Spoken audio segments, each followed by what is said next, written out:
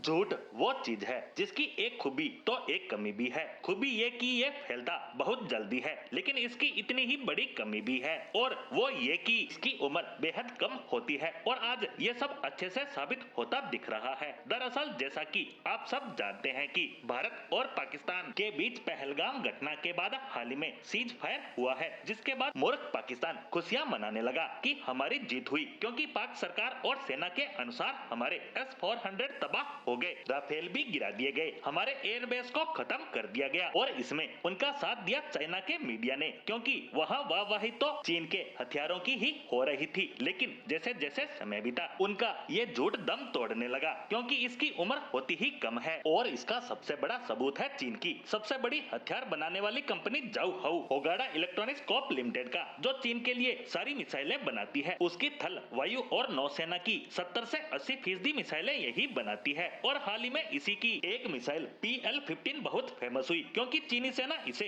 अपनी सबसे ताकतवर मिसाइल बताती है, क्योंकि उसके अनुसार किसी भी देश की वायु सेना के पास इसका तोड़ नहीं है। लेकिन ये मिसाइल भारत के खिलाफ इतने बुरे तरीके से फेल हुई है कि चीन पाकिस्तान दोनों सदमे में है, क्योंकि यह चीनी मिसाइल भारत के कुछ हिस्सों में वैसे के वैसे पड़ी मिली जैसे इसे छोड़ा गया था। यानी हमारे डिफेंस सिस्टम को जोर तक नहीं लगाना पड़ा इसे रोकने को, ये अपने आप ही जमीन पर आकर गिर गई। इतना ही नहीं, ये सिंगल मिसाइल अपने टारगेट को हिट तक नहीं कर सकी, और इसी का नतीजा है कि इस कंपनी के शेयर इस खबर के आने के शुरुआती कुछ ही घंटों में 5 से 10% के बीच नीचे आ गिरे। यहाँ तक कि इस कंपनी के शेयर की ट्रेडिंग को भी एक बार ही बंद करना पड़ा, वरना ये और ज्यादा क्रैश होते, जो इस कंपनी की रेपुटेशन के लिए बहुत बड़ा झटका है। क्योंकि जब किसी कंपनी के शेयर इस तरह गिरते हैं तो उसके इन्वेस्टर, उसके हिस्सेधारक उससे पैसा निकालने लगते हैं, और ये चीन की डिफेंस इंडस्ट्री के लिए आने वाले समय का काला धब्बा बनने जा रहा है। और इसके साथ साथ चीन की सबसे बड़ी हथियार निर्माता कंपनी चेंगडू, जो चीन के लिए J-20, J-35 स्टेल्थ लड़ाकू विमान J-17 बनाती है, इसे अमेरिकी लॉकहीड मार्टिन के बराबर का कहकर चीन इस कंपनी के हथियार बेचता आ रहा है। और इसके शेयर भी शुरुआती घंटों में 7.5% तक गिर गए, जिसकी ट्रेडिंग भी रोकनी पड़ गई। इतनी बुरी हालत कर दी भारत ने सिर्फ कुछ ही घंटों के खेल के बाद। इसके बनाए J-17 और रडार सिस्टम HQ-9 को भारत ने